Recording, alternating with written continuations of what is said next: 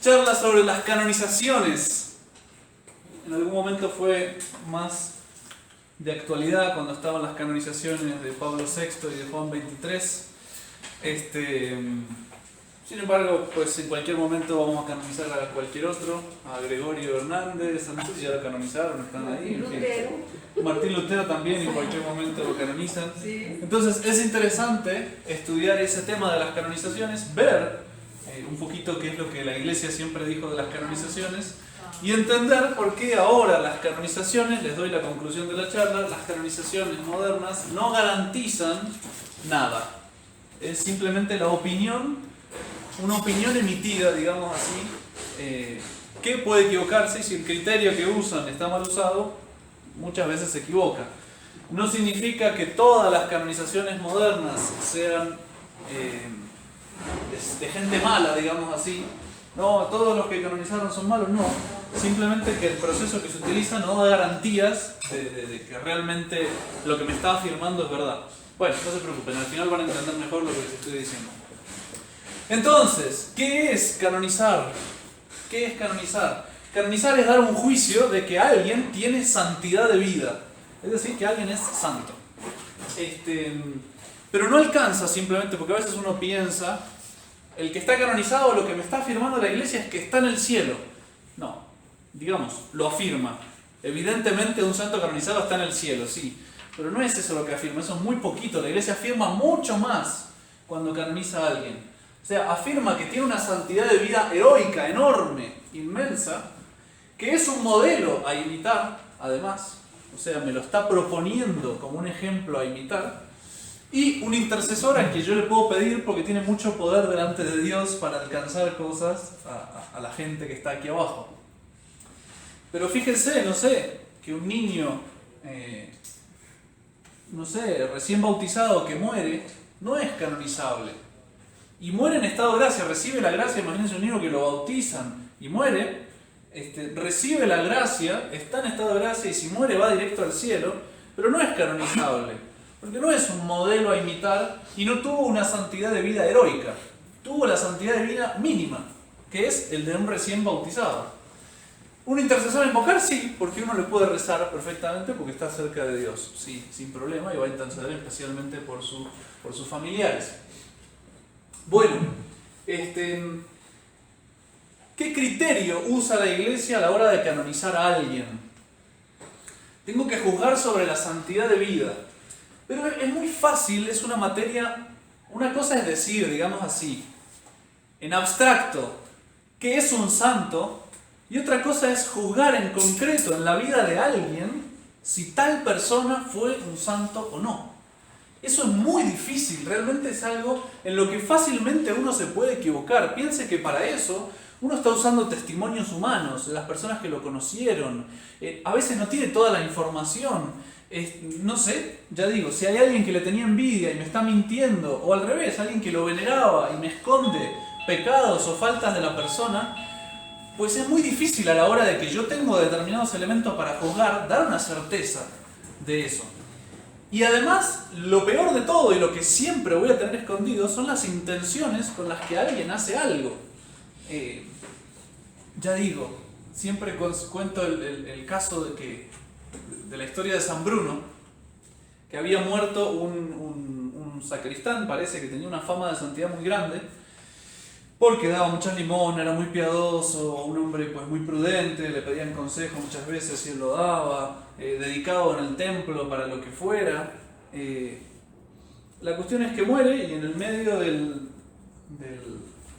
la ceremonia de difuntos, digamos así, de la misa de difuntos, creo que es cuando están cantando el responso, imagínense, en medio del gregoriano cantado, el humo del incienso y todo, esas iglesias antiguas que no había demasiada luz, de repente el muerto se sienta y habla en voz fuerte y clara: pronto voy a ser juzgado por Dios. Y se vuelve a acostar. Claro, imagínense, eso ocurre en una ceremonia, no queda nadie dentro de la iglesia. Salieron todos corriendo a lo más que podían. Y bueno, y el cura trató de juntar fuerzas, porque él también estaba, ¿no es cierto? No, pero bueno, si va a ser juzgado justamente, tenemos que terminar la ceremonia, tenemos que rezar, tenemos que no sé qué. Recién al día siguiente logra que se reanude la ceremonia del responso por el difunto, porque nadie quiere asistir. Hasta que al final, bueno, logra acomodar que vaya la gente. Y quizás había más curiosos, a ver qué pasaría, si no pasaría, si era verdad, si no era verdad.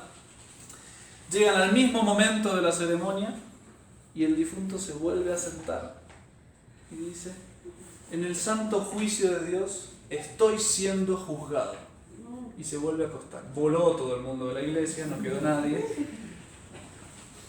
Pero bueno, en fin, había que terminar la ceremonia y entonces se animan finalmente, no sé si fue ese mismo día o el día siguiente, se animan, vuelven a reanudar la ceremonia y llegan a la misma parte, ya todo el mundo estaba temblando la voz, imagínense, ya ni para cantar les daba. Y cuando llega el momento, se sienta de nuevo el difunto y dice: en el santo juicio de Dios he sido condenado, no recen más por mí. Y se vuelve a acostar. En fin, terrible la historia, digamos, pero la moraleja es bien clara, y San Bruno sacó una moraleja bien clara, que la fama de santidad es muy engañosa. Realmente el hombre juzga de afuera y solo Dios ve por dentro qué es lo que hay. Parece que ese hombre había callado por vergüenza un pecado grave en la confesión, nunca lo había querido decir, y que las cosas que hacía, de dar limosna y todo eso, pues era un poquito más por vanidad, de que lo tengan por santo, de que verdadera santidad y verdadero amor a Dios.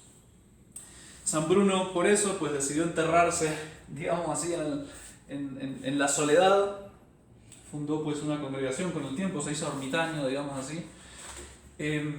Y esa congregación pues de hecho tienen un voto extra muy curioso, que es el que no pueden ser canonizados. Por lo menos esa es su intención, no pueden ser canonizados. Ya está la historia de el monje cartujo que le viene a decir al superior: mire, los cartujos tienen cada día que cavar su propia tumba. Es parte de la meditación de la muerte que les hace, ¿no? Cada día cavan un poquito su tumba. Y estaba cavando su tumba en el cementerio común y se ve que se le fue un poquito de costado y agarró la tumba al lado y el muerto que estaba al lado. Pero resulta que el muerto estaba incorrupto. Era un cartujo anterior que lo habían enterrado y estaba incorrupto. Entonces, Padre Abad, acabo de cavar la tumba y se me fue un poco para el costado. ¿Y sabe qué descubrí? El hermano tal que había sido enterrado ahí está incorrupto. Está incorrupto. ¿Qué hago? ¿Qué hacemos? Pues muy bien, tiré tierra ahí y cabe al lado. El superior realmente fiel, digamos, a su congregación, de que no deben ser canonizados, no quieren ser canonizados. De hecho, cuando se entierran ni siquiera ponen el nombre, dicen un cartujo. Y ya. Bueno, interesante, pero ¿qué es lo que quiero decir? Es muy difícil juzgar sobre la santidad de alguien. Tendría que haber una revelación especial, digamos así, para juzgar con certeza, o esas virtudes que tienen los santos de que leen los pensamientos de los demás. Y así todo no dejaría de ser complicado. Entonces, ¿qué criterio usa la Iglesia para llegar a una certeza de decirme alguien sí fue santo? Por un lado tiene la asistencia del Espíritu Santo, pero esa asistencia supone la prudencia humana de cada uno. De hecho, esa santidad de vida, lo primero que hay que mirar es que nazca de la fe. Tiene que ser la fe puesta en práctica. Como dice la Sagrada Escritura, mi justo vivirá por la fe. El justo es el que practica la fe y que practicando la fe alcanza esa santidad de vida. O sea, es una santidad que se le puede adjudicar directa y exclusivamente a la fe. No viene de un criterio personal, de una locura de él, un capricho, de que ve las cosas así.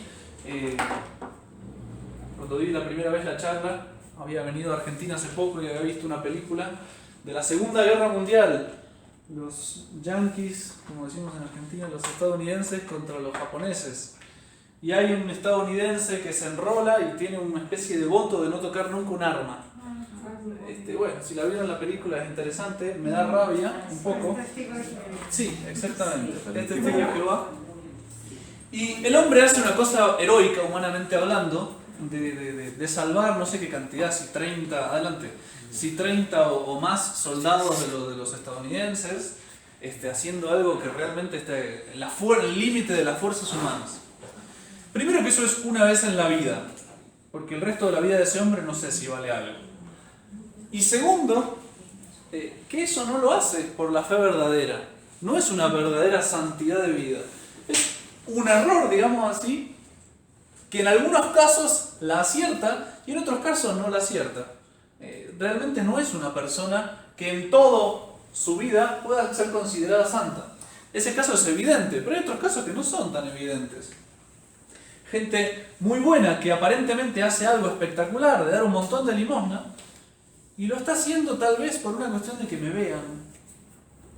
Y nadie se va a enterar porque son intenciones internas. Y dio todo su dinero en limosna.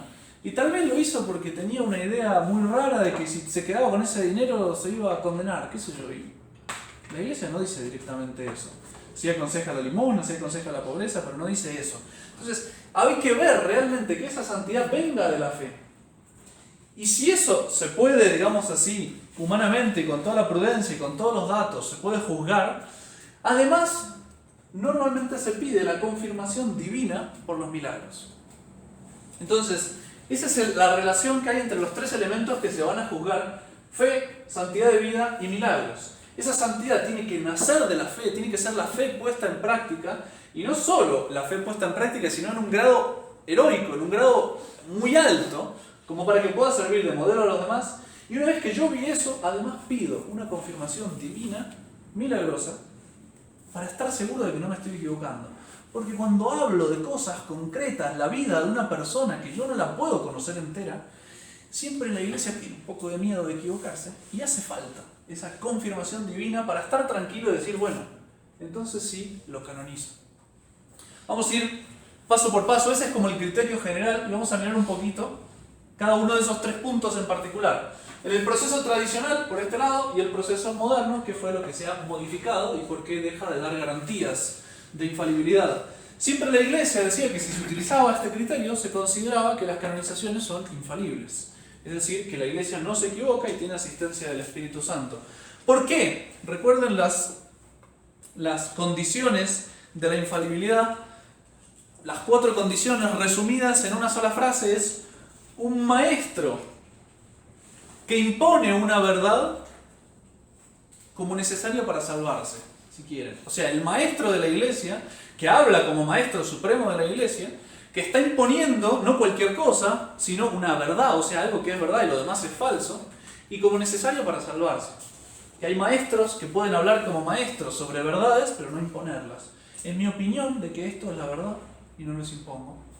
Pero lo que tienen que saber, sí o sí, es esto. Pum, entonces les estoy imponiendo una verdad. Y esto es así, al que no le guste se va de mi clase.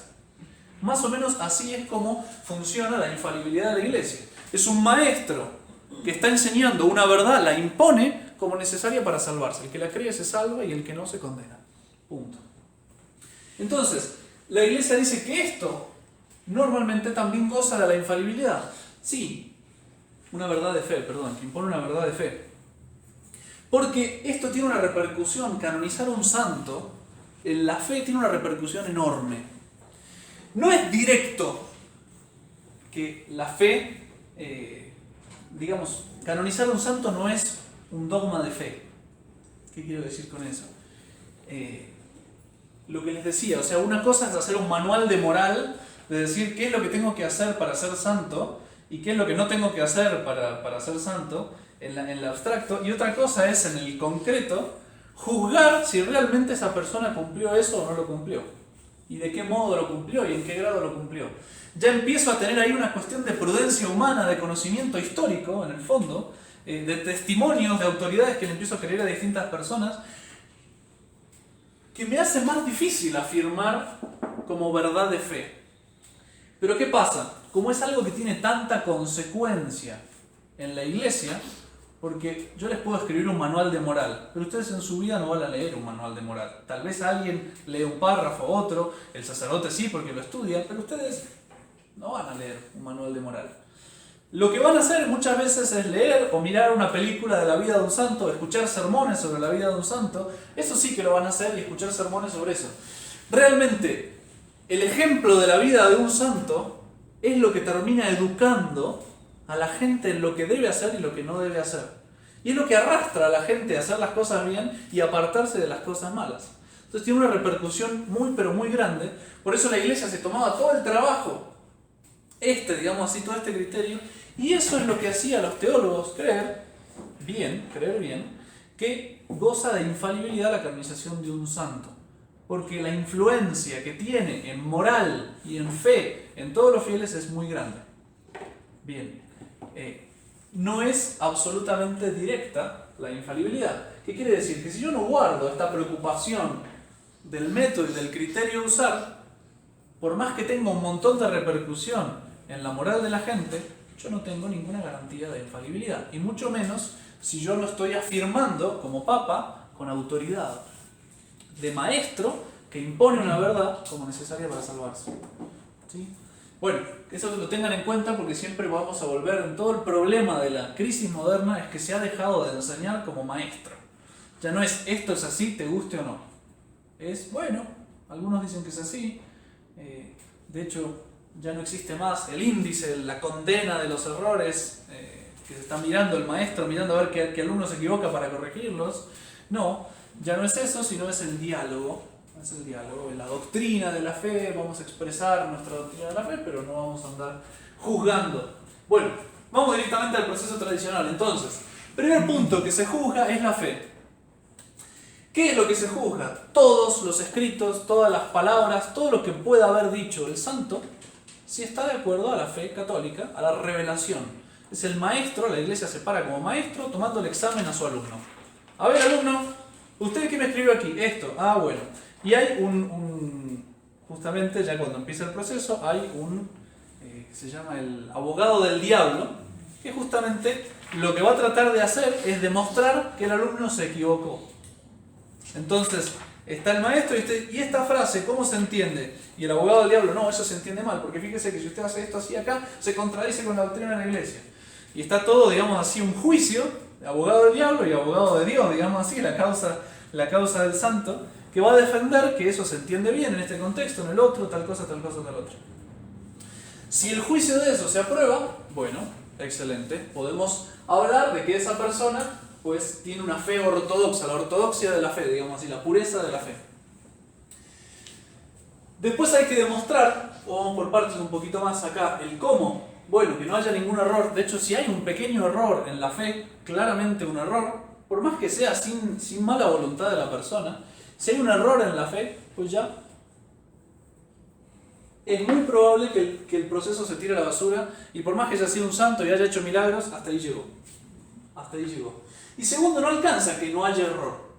Además, recuerden que un santo está puesto por modelo a imitar. Entonces es muy importante que no pueda inducir a otros al error, por más que él no tenga un error. Puede ser algo que sea muy ambiguo, que se pueda entender mal, que el santo lo entendía bien, pero que el resto de los fieles, mirando a ese santo, lo pueda entender mal.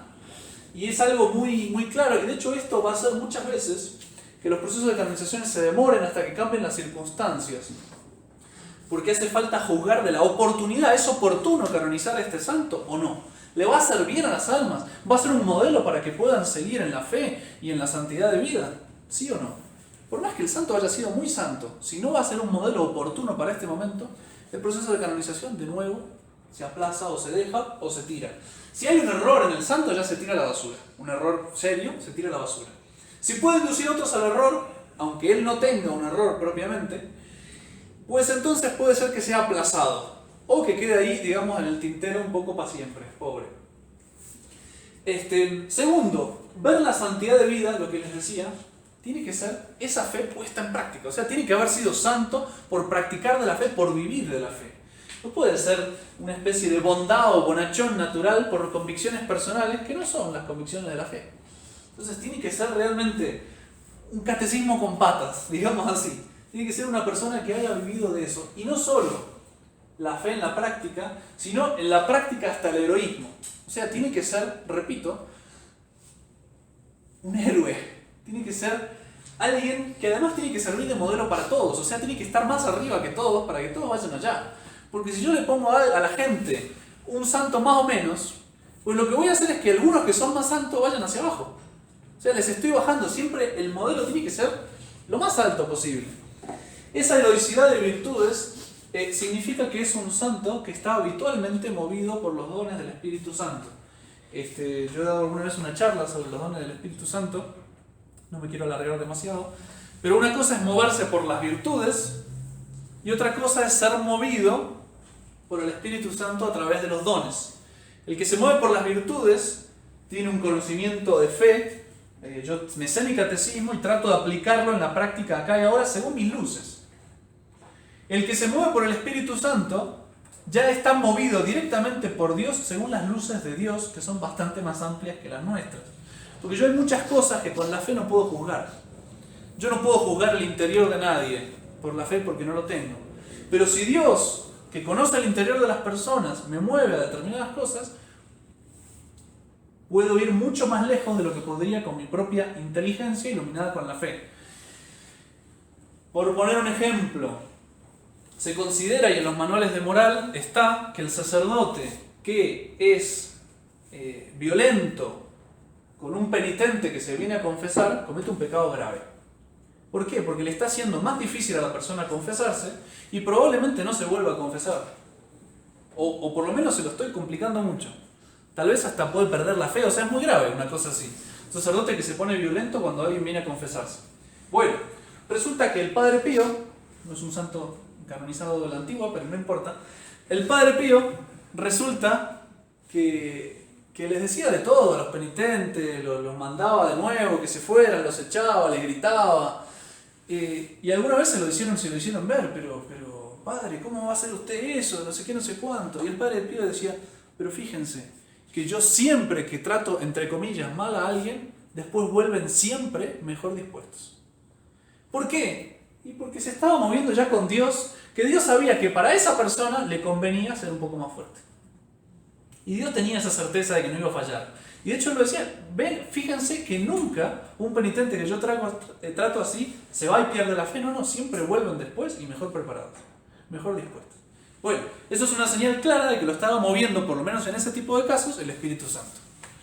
Porque él tenía esa intuición, digamos así, movido por Dios, de que eso iba a funcionar y funcionaba. De hecho. Y eso solo se puede dar, digamos así, de modo habitual, de modo constante. No alcanza, porque todos tenemos los dones del Espíritu Santo en la confirmación.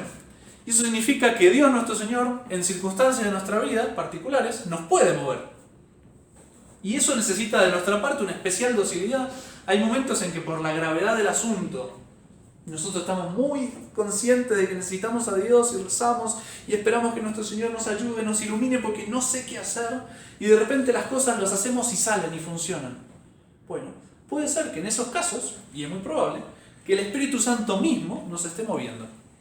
En ese tipo de casos en los que hay de parte nuestra una docilidad especial al Espíritu Santo y que de repente las cosas vemos que funcionaron, digamos, no es que seguí una intuición mía personal, sino que realmente funcionó y funcionó santamente y más allá de lo que yo podía esperar. Bueno, ¿qué quiero decir con eso? La mayoría de los cristianos algunas veces en su vida son movidos por el Espíritu Santo, pero no me alcanza eso para canonizar a alguien. Lo que necesito es que sea alguien movido habitualmente por el Espíritu Santo, es decir, alguien que vive en esa docilidad de modo constante. Y entonces el Espíritu Santo lo mueve cuando quiere y de modo muy normal, muy constante. Por eso llega a una heroicidad de virtudes de modo habitual que no se puede practicar si no es movido por el Espíritu Santo. Las puras virtudes no alcanzarían a eso si no fuera porque están movidas por los dones. Por eso, la mayoría de las cosas, no la mayoría, pero muchísimas cosas de la vida de los santos no se pueden imitar simplemente con la virtud. ¡Ah, qué horror que está diciendo Padre! Sí, porque si el Espíritu Santo no me levanta hasta esa altura, no llego. Tan sencillo como eso. Hay almas a las que Dios agarra así y las pone más alto de los que naturalmente, o entre comillas, naturalmente, porque eso es sobrenatural también, pero de lo que podrían por sí solas, digamos así. Las pone más alto de lo que podrían por sí solas después de un montón de tiempo de esfuerzo en la virtud y una docilidad especial. Bueno, y eso es muy importante porque a la hora de dirigir un alma es bien importante saber qué es lo que son capaces de hacer las virtudes normales y qué es lo que solo se puede hacer con los dones. Cuando uno lee la vida de un santo, tiene que saber qué es lo que puede imitar en esa vida y qué es lo que solo puede admirar o esperar a que el Espíritu Santo me lo mueva. Porque si no, si intento hacer lo que solo puede hacer el Espíritu Santo, me voy a reventar y no lo voy a lograr. Me voy a quebrar o voy a morir en el intento. ¿Sí? Bueno, en fin, eso algún día si quieren les paso la otra charla que habla más abundantemente y con más detalles y un poco más claro el tema de los dones del Espíritu Santo. El punto está que para el santo hace falta esa heroicidad y virtudes de modo habitual que solo se logra con el movimiento constante del Espíritu Santo. Bien, una vez que estas dos cosas se aprobaron, tienen un plachet después de un juicio, que ya repito, hay fiscales y hay abogados defensores, entonces después de ese juicio que Roma lo prueba con la autoridad del Papa, se piden los milagros para beatificar a la persona o para canonizar, si quieren vamos directamente al final. Milagro, ¿qué es un milagro? Bueno, ¿qué es lo que juzga la Iglesia para ver si hay un milagro? Hace falta que un milagro rompa las leyes de la naturaleza. No puede ser algo que se explique de modo natural, aunque sea improbabilísimo que ocurra. Súper imposible que justo tiré la moneda del edificio y cayó parada. Oh, milagro de un santo. Puede ocurrir, no es imposible que ocurra. Qué sé yo, cayó justo en la grieta del piso ahí y eso fue la señal de que no sé qué. Bueno, no sé. Quiero decir, eso no lo puede considerar la Iglesia como un milagro. Bueno, después cuando hable de las canonizaciones modernas les voy a poner ejemplos de los milagros que han considerado que no son según esta regla. Tiene que ser además algo irreversible. No puede ser una persona que se curó de una enfermedad re grave y 3 años después volvió a caer en la misma enfermedad. Entonces no es un milagro.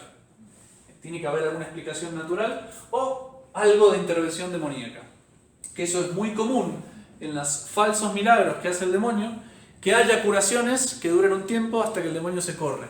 No son propiamente curaciones, sino que el demonio va jugando un malabarismo, digamos así, en el organismo y va haciendo, no sé, por ejemplo, qué sé yo, en alguien que habla, que había perdido la voz y de repente puede hablar. Bueno, el demonio lo que está haciendo, si es un prodigio del demonio, es él que está hablando y no hay ninguna reparación de las cuerdas vocales. Es él que habla en lugar de la persona, leyendo, digamos así, el cerebro, los conceptos, las cosas, una especie de conexión, bueno, no sé. Y entonces él es el que habla. Y cuando se hace un exorcismo, la persona queda muda de nuevo. Y la gente se la agarra con el cura que hizo el exorcismo. Bueno, lo siento. Sí. Bueno, también se suele poner jueces ateos o médicos ateos que juzguen si el milagro es verdadero milagro. Justamente para que sean personas que no tienen una predisposición a creer en el milagro. De hecho, la Iglesia se vuelve escéptica. Quiero que me lo demuestre. Quiero que me demuestre que hubo un milagro. Por supuesto, el ateo no va a decir hubo un milagro, lo que va a decir es la ciencia no es posible explicar con la ciencia esto que ocurrió. Y no solo porque, bueno, yo no sé, no estudié, ese libro no me lo estudié, no te lo puedo decir, sino porque realmente la ciencia muestra lo contrario, que eso no puede ocurrir. Eso no puede ocurrir. Estos jueces normalmente hay que cambiarlos cada 2 por 3 porque se empiezan a convertir. Suele ocurrir. Entonces hay que hacerlo circular. Bueno, y no alcanza que haya un milagro, sino que hace falta que ese milagro se pueda atribuir a la intercesión exclusiva de ese santo. Porque si de repente le prendió una velita a todos los santos que hay en la iglesia, bueno, ¿cuál fue? ¿No? También le prendió a este, y yo no sé si fue este o fue otro. O de repente, no sé, le pedí la intercesión al santo, pero al mismo tiempo le di el sacramento de la extremunción. Y la extremunción tiene el poder de hacer curaciones milagrosas incluso. Entonces, no sé si fue la extremunción o fue la intercesión del santo. Hace falta que quede muy claro que solo se invocó de modo exclusivo al santo. De hecho, normalmente cuando hay un proceso de estos, que se aceptó esto y esto, se empiezan a distribuir estampas con una oración para pedir la canonización del santo y para pedir milagros. Y abajo se pone cualquier milagro, no sé qué, comunicarlo a la Congregación para la Doctrina de la Fe o a la Comunicación para la Causa de los Santos o algo así. Bueno, entonces, si se produce eso, pues entonces tenemos un milagro propiamente. Entonces, resumiendo el proceso en las etapas abajo, o sea, esto es lo general del proceso y después los nombres que se le dan, que van a leer en muchos lados. 4 nombres que se suelen dar: siervo de Dios, venerable, beato y santo.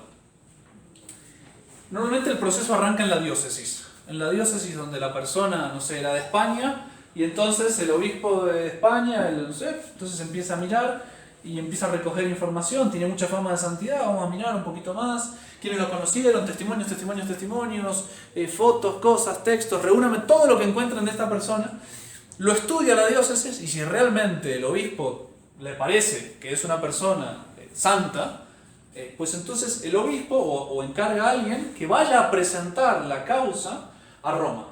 Es decir, va con todo el paquete de información que tienen sobre el supuesto santo y lo presentan a Roma, que Roma va a hacer la lectura a su vez.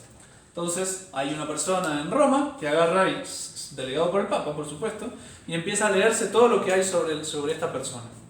Todo lo que hay. Si ve algo evidente de que no va a ser canonizado, chao, ni pierde tiempo, quedó ahí archivado en Roma.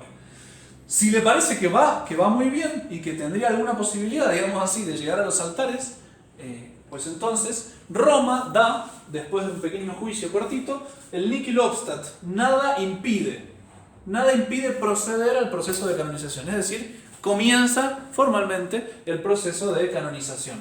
A partir del momento que Roma dice, vamos a comenzar el proceso de canonización, a partir de ese momento ya se le da el nombre de siervo de Dios. El siervo de Dios tal. ¿Por qué? Porque Roma aceptó estudiar el caso, digamos así. Abrir ese proceso. Es decir, empezar a estudiar la fe y la santidad de vida. Una vez que Roma estudia la fe y la santidad de vida y las aprueba, repito, cada una de estas cosas es con un juicio, en donde hay abogado acusador y abogado defensor. Esto puede durar un montón de años. Cada vez que Roma dice, sí, apruebo la ortodoxia de la fe y apruebo la santidad de vida, la heroicidad de las virtudes que se llama, entonces se pasa al siguiente paso. Entonces se aprueba se pasa a se aprueba en el momento que se aprobaron los dos, en ese momento empieza a llamarse venerable. Ya es una persona venerable, se le puede tener veneración. ¿Por qué? Y bueno, porque ya hay en la santidad de vida, en la fe y en la santidad de vida, pues cosas muy claras. Pero no deja de ser esto un poquito falta de la confirmación de Dios. Falta la confirmación de Dios, porque le repito, que juzgando la santidad de vida en concreto de alguien, es muy fácil equivocarse. Entonces, vamos a pedir que aparezcan 2 milagros en el proceso tradicional para beatificar a alguien. ¿Qué significa beatificar? Pues que se empieza a permitir el culto público local. Local, es decir, en la diócesis donde fue canonizado, donde fue beatificado ese... Perdón, es beatificado en realidad el beato. ¿Ahora que solo la diócesis o el país también? Depende. Puede ser, eso depende en cada caso. El título de beato es para el mundo entero, lo consideran beato, cada vez que se lo nombra se lo va a llamar beato, pero depende en cada caso a dónde, eso depende del episcopado, digamos así, quiénes presentaron o si... ¿Por qué? ¿Qué depende de esto? De la conveniencia. ¿Es conveniente ponerlo como modelo? Pues si era español, es muy conveniente ponerlo para modelo de España, digamos así, y por eso la causa ha prosperado. De hecho, hace falta para la beatificación, hace falta también un juicio de conveniencia de esa beatificación. Queda el proceso ahí parado y hace falta otros 2 nuevos milagros. De hecho, los 2 nuevos milagros tienen que ser milagros nuevos. ¿Qué quiero decir eso? Tienen que ser milagros que ocurran entre la beatificación y la canonización. O sea, tienen que ser milagros que ocurran después de la beatificación. No puede ser un milagro de la vida del beato ni algo que ocurrió antes, no. Tienen que ser milagros nuevos. ¿Por qué? Porque Dios, la Iglesia lo que está pidiendo es la confirmación para canonizarlo. O sea, le está pidiendo a Dios que me siga alentando a canonizarlo. Si realmente lo que nosotros humanamente juzgamos que nos podamos equivocar, Dios le da la confirmación divina, entonces procedemos sin miedo a canonizarlo, a hacer un juicio solemne de que ese hombre es santo, puede ser puesto por modelo para todos y se lo puede invocar en la Iglesia Universal. Bueno, para eso no solo alcanza, no hace falta solo 2 milagros más, sino, repito, hace falta una aprobación, un juicio de conveniencia para la Iglesia Universal. Ustedes van a ver un montón de beatos que cuando leen la vida uno se escandaliza, se asusta, se queda más desanimado que antes. Hay un beato que Santa Teresita cuando lo leyó quedó un poco desanimada, el beato Enrique de Suso, que hacía unas mortificaciones que ni les digo porque son para Es una carnicería, era una carnicería. Se ponía unas cadenas, se flagelaba todos los días, dormía en el piso, no sé si 1 hora por día. Después usaba un silicio que es una piel de no sé si de caballo o de camello, una cosa que hace picar todo el cuerpo, y como le picaba tanto y quería rascarse, dijo, bueno, me voy a rascar, pero para rascarme se hacía unos guantes con púas de hierro, entonces se rascaba con eso, y cuando se lastimaba demasiado dejaba algún tiempo para curarse y volvía y arrancaba lo mismo. Santa Teresita leyó eso y quedó desanimadísima. ¿Qué quiero decir con eso? ¿Por qué se quedó en beato? No porque le faltara santidad, porque probablemente no fuera muy conveniente poner ese santo como modelo para todo el mundo. Porque más que elevar a la gente, la iba a desanimar. Y eso es muy interesante también para comprender qué santos conviene más estudiar y qué santos no. Qué santos conviene más imitar y qué santos no. ¿Por qué? Porque la Iglesia ya hizo ese juicio de conveniencia. Entonces, los santos, digamos así, de épocas modernas, una Santa Teresita del Niño Jesús, un San Juan Bosco, por decir 2 casos evidentes, la Iglesia juzgó que para nuestra época eran muy convenientes modelos de santidad. Mientras que otros santos dicen, pero ¿por qué la Iglesia los sacó del calendario? Bueno, porque fueron convenientes para una época, y ahora quizás en estas circunstancias, aunque son igual de santos que antes, no conviene tanto para la gente porque, no sé, son más pusilánimes que antes los hombres ahora. Entonces conviene algo que los anime más que algo que los aterrorice. Bueno, en otras épocas que eran más valientes, más, qué sé yo, más bravos, pues entonces algo que les dé miedo al infierno y no sé qué, no sé cuánto, entonces este santo que tuvo mucho miedo al infierno, lo vamos a canonizar y para que todo el mundo... Bueno, la Iglesia va viendo la conveniencia, como el sacerdote cuando elige en el sermón, ¿de qué les voy a predicar? Bueno, me parece que a este tipo de fieles le conviene esto. Y al otro, y no, sin mentir, por supuesto, uno elige hechos para un lado o para el otro. Bueno, la Iglesia lo mismo, cuando canoniza a los santos, elige santos según la conveniencia y también la inspiración del Espíritu Santo que conviene para cada época. Porque es el mismo Espíritu Santo que va dando santos en las distintas épocas. En fin. Bueno. Este proceso duraba más o menos 50 años. En promedio. No significa que sea absoluto que tiene que durar 50 años. No. Muchos santos ha durado menos. San Francisco Javier, no sé si en 3 años ya lo habían canonizado. San Antonio de Padua creo que también fue rapidísimo. Hay muchos santos que no duraron mucho. El proceso de canonización fue muy rápido. Pero la prudencia humana, digamos así, que uno tiene que poner para asegurar esa infalibilidad, esa prudencia humana pues indica que es conveniente esperar, para que se calme un poquito la ebullición, el fervor, el fanatismo, entre comillas, por el santo, y uno pueda sacar con más imparcialidad los testimonios que son necesarios para canonizar a alguien. Porque, repito, termina siendo la santidad de vida y la fe un juicio histórico. Que alguien me dice, no, yo les aseguro que él siempre que hablaba decía tal cosa y tal otra, y yo les aseguro que... Bueno, esperar que se apague un poquito el fervor, con el tiempo uno ve más claro, y también que se conozca todo sobre el santo. Porque a veces después van apareciendo cosas que antes no había visto. Ya yo sé que después de 50 años ya apareció todo, y si no apareció no va a aparecer. Ya se enterró. Entonces mi juicio de canonización ya va a quedar en lo que se conoce, digamos así. Es una cuestión de prudencia que va a facilitar que aparezca la infalibilidad en el asunto. Bueno, un juicio hecho de esa manera es infalible. Es infalible. Porque es muy importante que uno mire que si uno no sigue este orden, van desapareciendo las garantías de la infalibilidad. Porque milagros, un alma del purgatorio puede interceder para hacer milagros. Puede interceder para hacer milagros. Cualquier alma que reza puede alcanzar un milagro de nuestro Señor. Judas hizo milagros. Nuestro Señor los mandó y vayan y curen todas las enfermedades que encuentren. Judas hizo milagros. Y eso no alcanza para canonizar a alguien. Entonces, ¿en qué? De hecho hay la vida de San Francisco de Sales, si no me equivoco, lo llaman para juzgar sobre la santidad de una monja, pero cosas extraordinarias. La monja iba a comulgar y la hostia se le escapaba de la mano al sacerdote, venía volando, comulgaba, no comía prácticamente nada, creo que se alimentaba de la pura hostia, cosas así muy, así, y tuvo una fama grande de santidad, qué sé yo. Y San Francisco de Sales Bueno, todos vamos a mirar el caso. Creo que era San Francisco de Sales, si es otro santo, les pido perdón. Y entonces abrió la puerta del convento, la hizo entrar a la... Bueno, ¿dónde está la santa? Pregunta. Yo, acá estoy. Y San Francisco de Sales inmediatamente dio media vuelta y se fue. Acá no hay santidad. Dijeron, no hay santidad. Después se descubrió que la monja, había medio un pacto con el demonio, y el tema también de la comida, parece que se comía unos chorizos a escondidas por ahí y por allá, literalmente. ¿Qué quiero decir? El que haya milagros no me da garantía de nada si esos milagros no están dentro de un ambiente de santidad. O sea, dentro de un ambiente de santidad verdadera es que el milagro me dice algo. Díganme. El ejemplo que puso de apóstol de Judas.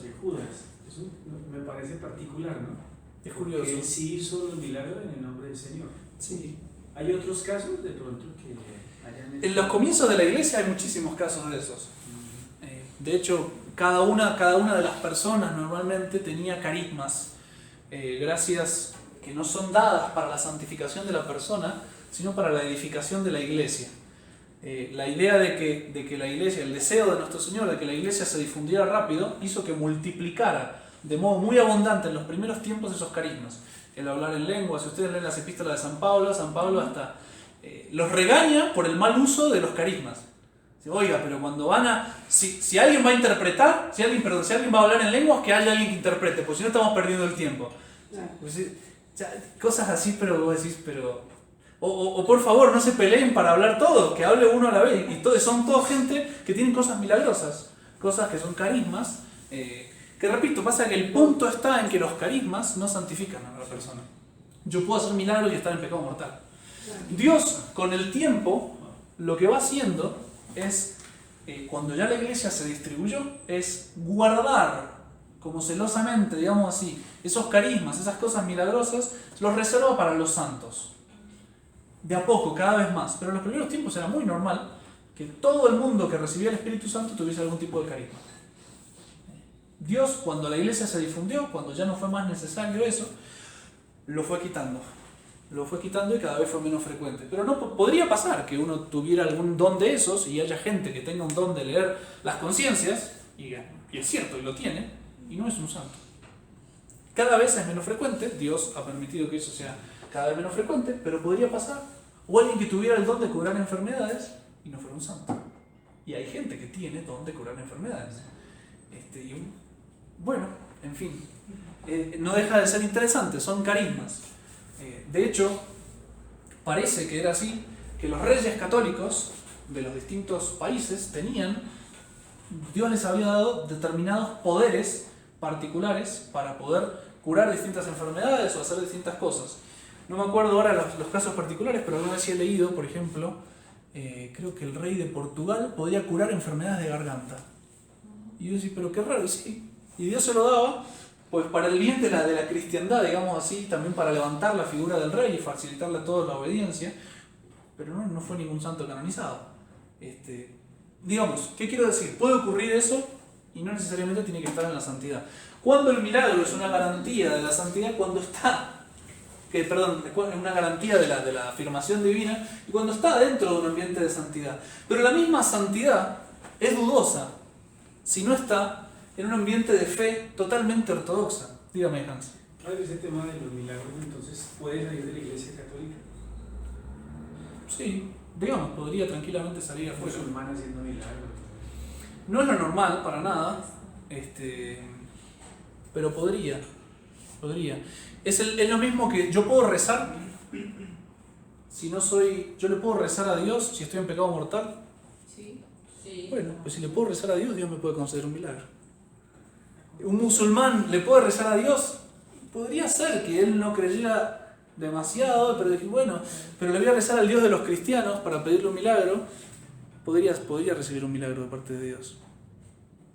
Sí, porque recuerden que no es el santo el que hace el milagro, sino que pide a Dios el milagro, a diferencia de Cristo, que Cristo dice, yo te lo mando, levántate. Bueno, es Él, pero el otro se arrodilla, reza y Dios concede. Es una cuestión de intercesión. ¿Dios está obligado a escuchar a un musulmán? No. Entonces, ¿estás obligado a escuchar a un pecador en pecado mortal? No. Entonces, es mucho más probable que Dios nunca conceda o que conceda en casos excepcionalísimos. Y siempre los milagros, repito, no están dados para la santificación de la persona, sino para el bien común, sobre todo de los no creyentes. Sobre todo de los no creyentes, porque los que creen no necesitan milagros. Los que creen ya no necesitan. Para una conversión, ¿no? Sí, para facilitar la fe. Y pues el carisma no es garantía de santidad. Para nada. Para nada. O sea, el carisma es lo que se llama una gracia gratis data. Es una gracia que se da gratis, que no hace santo al que lo tiene, y el fin que tiene Dios al dar eso es la santificación de la iglesia. Sí. En un catecismo que usted le estaba dando a los niños, a mí me causó curiosidad y decía, qué chévere, porque yo tan viejita y no sabía eso. Y usted decía que los milagros son del cielo. Y lo que hace el diablo no son milagros, porque no son del cielo, son imitaciones. Un milagro es quebrar las leyes de la naturaleza. El demonio no puede quebrar las leyes de la naturaleza. Puede acelerar leyes de la naturaleza, frenar leyes de la naturaleza, mover cosas físicamente, hacer prestidigitación como hacen los magos, digamos así, de un modo un poquito más rápido, digamos así, y más eficiente, pero no puede propiamente romper las leyes de la naturaleza. Pero es muy interesante, por ejemplo, que el demonio puede simular una resurrección, por ejemplo. No puede resucitar a un muerto, porque eso sería romper la ley de la naturaleza. Una vez que se separó cuerpo y alma, no hay poder humano ni angélico que pueda volver a unirlo. Pero el demonio podría simular una muerte, entonces los signos vitales los baja al punto que ningún instrumento de medición humano lo pueda medir, y él mientras tanto va oxigenando la sangre de otra manera, lo disimula. Podría ser incluso que la primera capa de piel se pudra, acelerando un proceso natural, que se pudra. Podría poner en el ambiente olor a podrido de tal manera que cualquier persona que vaya ahí mira a la persona y dice, está re muerta. Y después, acelerando de nuevo procesos naturales, podría restaurar la piel, podría volver a dar los signos vitales y que respire fuerte, que se levante y que se mueva, y como si nada. Y toda la gente que estuvo ahí, ¡ah! Resucitó un muerto. Sí, podría hacerlo. Por supuesto con el permiso de Dios, necesitaría un permiso de Dios. Pero lo podría hacer, tendría el poder como ángel para hacer eso, no sería un milagro, pero todo el mundo creería que hubo una resurrección. Normalmente, ¿por qué va a hacer eso el diablo? Porque quiere meter alguna doctrina falsa, quiere inyectar una doctrina falsa en el mundo. ¿Por qué el diablo hace falsas apariciones de la Virgen, o de los santos, o de no sé qué, donde se reza el rosario, donde se hace... ¿Por qué el diablo hace eso? Oh, pero está perdiendo almas, están rezando el rosario. Sí, digamos, juega a largo plazo. Muestra eso, pero después empieza a inyectar doctrinas falsas, como el ecumenismo, hay vírgenes ecuménicas, como que todo el mundo se puede salvar, que no hace falta, realmente no es absolutamente esencial la religión católica, o que Buda fue un gran profeta, qué sé yo, cosas así que empiezan a salir después de un tiempo en las falsas apariciones. Repito, ¿por qué el diablo hace eso? Justamente, o para inyectar un error en la santidad o para inyectar un error en la fe. Por eso hace los milagros. Por eso el milagro vale cuando está dentro de un ambiente de santidad y de ortodoxia de la fe. Porque eso significa que el que está poniendo ese milagro para realzar la fe es Dios. Si hay un error, el que lo está poniendo es muy probable que sea el demonio. O por lo menos no tengo garantía. Dígame. ¿Qué hace que un santo sea doctor de la iglesia? Que un santo sea doctor de la iglesia, pues que no solo tiene ningún error en la fe, en los escritos, no solo no puede inducir a otros al error, sino que tiene una capacidad didáctica especial. De tal manera que sus escritos enseñan de modo muy claro la fe. Entonces la iglesia le pone ese sello para también motivar a la gente a leer sus escritos. Porque es una gran ayuda que tiene la iglesia, digamos, a la hora de predicar. Eso es lo que hace que sea doctor de la iglesia. Sí. Una pregunta. Padre, entonces, ¿los mártires son santos? Los mártires son santos, pero el proceso de canonización de un mártir es mucho más sencillo, porque lo que la iglesia canoniza cuando hay un mártir es la muerte. Lo único que a la iglesia le interesa de un mártir es que su muerte haya sido en un acto de caridad perfecto, haya aceptado el martirio voluntariamente y lo hayan matado por odio a la fe. Esas dos cosas. Si lo matan por odio a la fe a nuestro Señor y él acepta el martirio voluntariamente, entonces se puede canonizar como mártir, aunque tenga errores anteriores y aunque tenga a veces poca santidad de vida.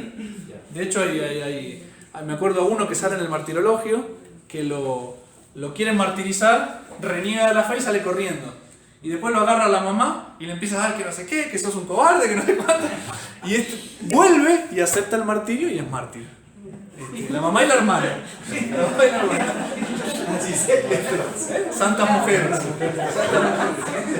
Santas son ellos. O se lo querían sacar de encima. No, perdón.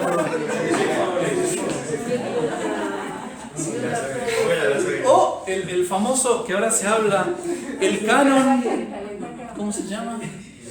Del Papa. Se me fue el nombre.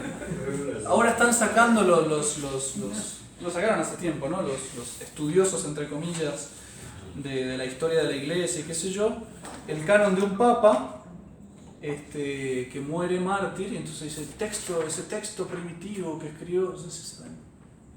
¿Cómo se llama? Se me fue el nombre. Bueno, el texto primitivo de la plegaria eucarística y la anáfora y no sé cuánto, todos nombres raros para decir, bueno, eso. Y la cuestión es que la iglesia lo canonizó por mártir, porque había sido antipapa, o sea, había sido un falso papa que había renegado de Cristo y se convirtió en el último momento por la intervención de otro santo y fueron los dos juntos al martirio. Entonces, el texto que me están dando con la autoridad del santo no vale un pepino, porque fue canonizado por mártir y no por sus textos. No hubo nunca un estudio de esto ni de esto. Es el texto de un antipapa. Es el texto de un antipapa. Y te lo ponen como si fuera la plegaria común, además de la iglesia. Un horror, en fin. Pero te lo ponen, de hecho está en los estudiosos, te lo ponen. Bueno, en fin. Bueno, ¿qué pasó en el proceso moderno? Bueno, el primer punto que tienen que tener en claro, que ya lo vimos varias veces y siempre voy a insistir en eso, es que la iglesia hoy en día no quiere imponer nada como verdad necesaria para salvarse. ¿Por qué? Porque eso es el pecado capital de un liberal. O sea, el liberalismo no puede afirmar algo, no puede decir yo tengo la verdad y ustedes no. No puede decir eso, porque todos tienen su verdad. Mi verdad, tu verdad. Lo que podemos hacer en todo caso es un diálogo en que yo te expreso lo que tiene de bueno mi verdad y vos me expresás lo que tiene de bueno la tuya. Eso es, pero pan de cada día, realmente. Lean cualquier escrito, no digo del Papa Francisco, de Juan Pablo II, de Benedicto XVI, lean cualquier escrito y siempre está eso atrás, de que no hay una afirmación propiamente de una verdad que hay que creer para salvarse. Y el que la cree se salva y el que no se condena. En fin. Ahora, ¿qué se ha modificado en el proceso? Esto desde Juan Pablo II se modificó este proceso. Solo se van a mirar los escritos públicos. Solo se van a mirar los escritos públicos del santo porque les parece que son los que pueden tener alguna influencia en la sociedad. Los escritos que fueron privados, que nadie los va a leer o no los leyó nunca, no importan demasiado. Lo cual es un error, porque lo que justamente uno quiere ver es que la santidad de vida sea la fe puesta en práctica. Yo lo que realmente estoy estudiando es que esa santidad venga de la fe. ¿Una carta sería privada? No, eso sería público. Eso sería público. Pero es escrito por el diario personal. Si él dice herejías en el diario personal, no se estudia, no se lee, no se mira. No se mira, ¿por qué? Porque no es importante.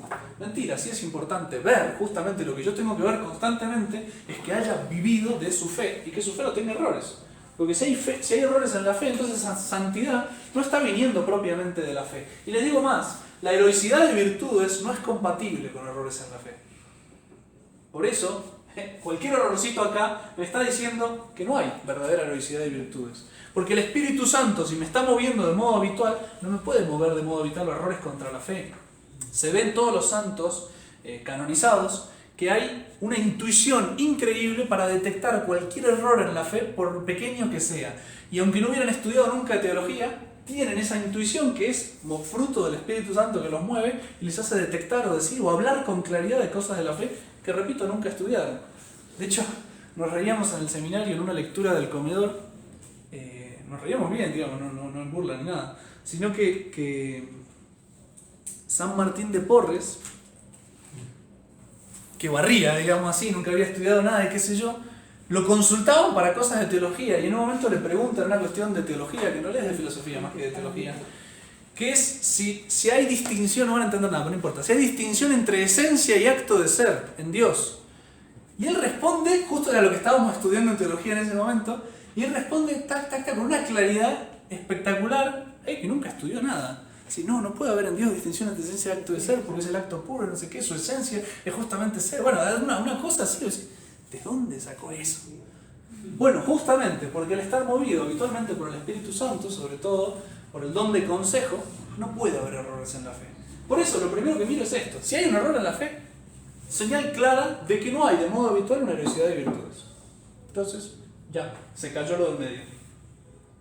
En todo caso, habrá una bondad muy grande a nivel de las virtudes, sí, muy grande puede ser, pero no es canonizable, punto, se acabó.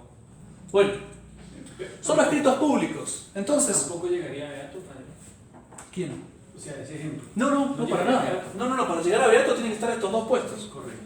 O sea, lo único que podemos decir es que es siervo de Dios y no más. Sí. O sea, no llegaría ni a venerable. O sea, el venerable ya tiene estas dos cosas aprobadas. Siervo de Dios porque se abrió la causa, lo empezamos a estudiar. Se ve que era alguien muy bueno, digamos, siervo de Dios. Bueno. Entonces, son los escritos públicos, que ya repito, si hay errores en cosas privadas no se miran, pero lo peor y lo más grave en esto es que ya no es el criterio de ¿es la verdad o es el error? O sea, no estoy mirando, agarro el catecismo y le tomo un examen a mi alumno, digamos así, no es la iglesia que le está tomando un examen al santo que quiere canonizarse, digamos así. No. Ya lo que se mira es que esté de acuerdo con el sensus fidei, es decir, con el sentido de la fe que tienen los fieles. Si todos los fieles les parece que ese santo tiene una fe muy grande, entonces aprueban la fe. ¿Qué es lo que hay atrás? Lo que les voy a repetir 500 millones de veces, ya se lo he repetido, es que para el moderno, el pueblo, la revelación viene a través del pueblo. El Espíritu Santo mueve a las almas de abajo para que brote arriba distintas cosas.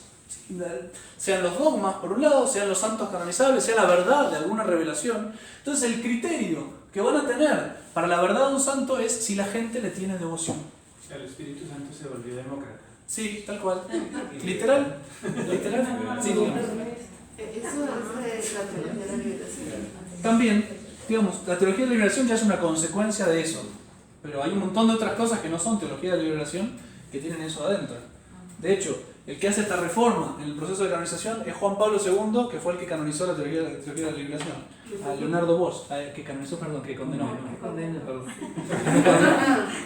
Solo condenó 2 personas en todo su pontificado, Juan Pablo II. Leonardo Bosch, que se ve que era demasiado malo, y Monseñor Lefebvre. Así que, bueno. Todos los demás son gente buena. En fin. Bueno, pero ese es el criterio hoy en día. Si la gente les tiene devoción, es bueno. Y es el mismo criterio para las apariciones. La iglesia normalmente siempre se reservó el juzgar, el juicio sobre la verdad o falsedad de una aparición de la Virgen o de un santo o algo. Entonces la iglesia, ¿qué miraba? Pues miraba estas 3 cosas. ¿Tiene algo contra la fe? El vidente tiene santidad de vida. Si no tiene santidad de vida tampoco suena bien. ¿Y hay algún milagro que me apruebe esa aparición? ¿Algo que me muestre realmente la mano de Dios o no? Y si es así, se puede creer. Listo, punto. Eso es el mismo criterio que la iglesia, porque es el criterio de prudencia humana para ver si la revelación es verdadera o no. Punto, se acabó. Pues ahora las revelaciones privadas, las canonizaciones, los dogmas, pues dependen de lo que la gente cree, de lo que la gente le tiene devoción, lo que junta gente. Por eso se permite el movimiento carismático en la iglesia, por eso la Virgen de Medjugorje, por eso la Virgen de San Nicolás en Argentina. Apariciones que son clarísimamente falsas, que cuando haces un estudio cortito comparando el catecismo, comparás y no pasan el examen. Si fuera un alumno de catecismo, la Virgen no aprueba, no aprueba. Entonces, no, eso es falso, pero de acá a la China. Y sin embargo, si la gente le tiene devoción, dejan hacer. En Argentina cosas más graves, el gauchito Gil, que era un ladrón que rezaba mucho y hacía limosnas con sus robos. Pero ni siquiera Robin Hood, o sea, era para calmar la conciencia, hacía un poco de limosna, porque no era que robaba para dar las cosas. Él robaba para él y daba un poco de limosna. Pablo Escobar sería canonizable. La gente le tiene devoción, construyó iglesias, bueno, sería canonizable. Bueno, Y la santidad de vida, en definitiva, está reducida a la fama de santidad. La fama de santidad, o sea, ya no se juzga realmente si hay heroicidad de virtudes con un criterio de teólogo, digamos así, sino si hay una fama de santidad entre la gente. Realmente eso es literalmente así. De hecho, miren la canonización de Juan Pablo II, santo súbito. ¿Por qué? Porque la fama de santidad explotó en el momento de la muerte, fama de santidad inflada por todos los medios de comunicación que pusieron en todos lados que era un santo. Y la gente pues siguió los medios de comunicación, entonces santo súbito. Y la famosa frase, Vox Populi, Vox Dei, pues hoy es... El modo de canonizar a alguien es ese. Si el pueblo grita que es santo, entonces es santo, es evidente. ¿Por qué? Porque está movido por el Espíritu, entre comillas. Y los milagros, en este tipo de ambiente, si estas dos cosas no están claras, un milagro no me prueba nada. Y repito, puede haber milagros fuera de ese tipo de cosas, porque ponele que el pobre hombre, sea quien sea, está en el purgatorio. ¿Las almas del purgatorio pueden interceder por nosotros? Sí. Sí, claro. ¿Nunca lo han rezado? Sí. Está en el catecismo, revise su catecismo.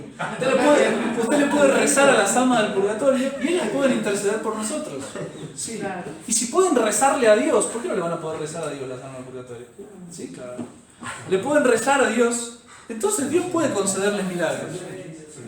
Sí, o cosas que no necesariamente son milagros, pero quiero decir, puede ocurrir que un alma del purgatorio haga algo milagroso. Están los requiem, ¿no? No dice rezar por nosotros, que nosotros rezaremos por nosotros. Sí, además. Hay que rezar. Bueno, pero si son verdaderos, no me prueban nada. En este contexto, que estas dos cosas no se estudiaron bien, un milagro no me prueba nada. Porque ya no es una confirmación de Dios de todo el proceso que hice. Es, yo me tiro a dormir y que Dios me haga un milagro. Sí, no es así que funciona. Y después, algunos no son verdaderos milagros. No sé si me equivoco, creo que es en el proceso de canonización de Juan Pablo II. Hay una persona que tiene un aneurisma cerebral, que eso produce, qué sé yo qué, tenía ya pronóstico de muerte, digamos así, en poco tiempo, un aneurisma grave. Una dilatación de uno de los... ¿Hay algún médico por acá? ¿Este médico? No. ¿Hay algún médico que me explique? Bueno, en fin. Va medio folclórico mi explicación, pero creo que una dilatación de una de las venas, arterias, no sé qué, del cerebro, de la cabeza. Es una vena que se dilata hasta el punto de estallarse. Bueno, ahí está el cosa. Y la cuestión es que lo que ocurrió, que parece que es, digamos, no ocurre nunca, pero podría ocurrir, es que se le formó un coágulo de tal manera que el coágulo se depositó en un lugar exacto y que arregló la situación, digamos así. Entonces la persona que tenía fecha de muerte, para 2 meses después, lleva 5 años viviendo y estaba todo posicionado donde tenía que estar. Bien, primer punto. ¿Eso es un milagro? Podría haber una intervención angélica de colocar el coágulo donde tiene que ir. Sí, pero eso también lo puede hacer el demonio. Bien. Segundo punto, ¿eso es irreversible? No, porque se le va el coágulo y murió. Se le corrió y se murió. Entonces, no vale nada ese milagro. No vale nada. Y sin embargo se lo consideran como milagro. Y después me salteé algo importante, y es que acá, primero a veces no hace falta, porque de hecho, no sé si se acuerdan, Francisco a Juan 23 dijo, bueno, no hace falta milagro. Por decreto. Sí, canonizamos igual. ¿Por qué? Porque tiene el mérito de haber abierto el Concilio Vaticano II. Literal dijo eso. Dijo eso. Esos son santos para la tierra, pero para el cielo no. Ay, María, ni para la tierra. Tanto de Y hombre. para ser beato, alcanza con un milagro, y para ser santo, alcanza con un milagro. Es decir, eliminamos 2 milagros del proceso de canonización. También le va quitando certeza a todo el asunto, ¿no? Y más se están juzgando los milagros de esa manera, que no tienen el rigor científico y estricto que tenía la Iglesia cuando estudiaba un milagro. ¿Sí? Entonces, Padre, perdón, con Laura Montoya, ¿sí hubo un milagro o no? no conozco el caso particular. colombiana. Parece que sí era muy santa, pero no sabría decirle el tema del milagro. No sé. Porque ya digo, el problema de todo esto es que cuando se arruina el proceso, deja de dar garantías. El Padre Pío, el pobre Padre Pío, que es más santo que no sé qué, está metido en el medio de la bolsa de las canonizaciones modernas. Entonces, tengo certeza de que el Padre Pío sea santo, mire, yo tengo una probabilidad enorme y con mi opinión personal le rompo la cara al que diga que no, pero no tengo certeza y no puedo dar culto público porque un pequeño detalle es que el culto público es un impedimento para la canonización. Cuando se le da a alguien antes de la canonización culto público, automáticamente queda borrado de la lista de acá. Chao. ¿Como la hermanita de Calcuta? La Madre Teresa de Calcuta no pasa mi examen de catecismo. La Madre Teresa de Calcuta, aunque fue una mujer con una bondad natural increíble, dedicó su vida consagrada, hay que estar haciendo lo que ella hizo. Sin embargo, hay fotos de la Madre Teresa de Calcuta rezando frente a la imagen de Buda. Búsquenlas. Están en internet. Además, sí. Eso decían los modernistas. Sí, lo que pasa es que realmente, además, en la práctica, ¿qué fue lo que ocurrió? Después del Concilio Vaticano II, necesitaban canonizar el Concilio Vaticano II. Entonces lo que hicieron fue canonizar a todos los papas y a toda la gente que tuviera esa inclinación del Concilio Vaticano II, sobre todo ecuménica. Porque era ecuménica la Madre Teresa de Calcuta. Buena pregunta, no sé. Pero él ha hecho milagros. Sí. Digamos que puede haber los milagros, pero los milagros tienen que venir después de esto, ¿no? Después de que, bueno, de acá, después de que se aprobó la fe y se aprobó la santidad. De hecho, repito, normalmente los milagros que la Iglesia pide son milagros ocurridos después de la aprobación de la fe y de la santidad. Después de aprobar la ortodoxia de la fe y la heroicidad de virtudes, la Iglesia pide un milagro para que Dios mismo esté diciendo, vaya, sigan adelante, me interesa. Y cuando Dios quiere canonizar muy rápido a un santo, multiplica abundantemente milagros y de modo muy rápido y claro. De hecho, ocurre en los grandes santos, la Santa Teresita del Niño Jesús, que los que van a canonizar se dan el lujo de elegir milagros. Vamos a elegir este o el otro. Sí, porque es brutal la cantidad de milagros que hay. Sí. Entonces, conclusión. El proceso moderno no garantiza la infalibilidad para nada y es muy probable que en la mayoría de los casos se equivoque. Sí, son iguales. ¿Qué? ¿Cuál es la pregunta? El proceso. No lo van a empezar. Digamos, por ahora lo único que hace uno, digamos así, humanamente, dentro de lo que está dentro de nuestro poder, es conservar toda la información que uno tiene de él. De hecho, no se publican, pero hay milagros. Nosotros no los publicamos por una cuestión de modestia, digamos así, pero se anotan, se guardan, se registran, y el día que Dios permita se presentará en Roma la causa para pedir una canonización, y Roma estudiará y veremos. Por lo pronto nosotros le debemos un agradecimiento enorme, porque no estaríamos acá si no fuera por él. Bueno, ¿alguna pregunta más o corto acá? Todos esos cambios Dígame. que se han dado después del concilio y pues que venían gestándose desde antes, por supuesto. Un papa que venga puede también decir eso puede volver a la tradición, digamos. Debería. Eso podría esperarse. Sí, debería ser más. No sé qué tan rápido lo hará. Los procesos, por ejemplo, es algo que sería muy fácil de solucionar, digamos. Es decir, bueno, a partir de ahora el proceso vuelve a ser como antes porque no me gustó el anterior. Y de algún modo disimulado, por lo menos en la práctica, empezar a mostrar que uno no le tiene demasiada fe a los canonizados modernos. Qué sé yo, ahí también entra una cuestión de prudencia pastoral, de cómo voy llevando la cosa a donde sé que tengo que llegar, ¿no? Por ahí me conviene tomar esta callecita lateral en vez de ir por la central, o al contrario, me conviene ir con el tanque y romper todo lo que se me ponga delante y voy por acá. No sé, dependerá de las circunstancias, del poder que tenga el Papa, de la obediencia que tenga de la gente. Tal vez ya queden tan poco fieles que sea más fácil, no sé. En fin, cuando llegue un Papa o se convierta un Papa, veremos. Si yo fuera Papa, destruiría todo. Duraría 15 minutos como Papa. Bueno, rezamos. El número al Padre, al Hijo y al Espíritu Santo. Amén. Gloria al Padre, al Hijo y al Espíritu Santo. En el principio era siempre, por los siglos de los siglos. Amén. San José, Ruega por nosotros. San Pío X, Ruega por nosotros. Santo Tomás, Ruega por nosotros. San Juan Bosco, Ruega por nosotros.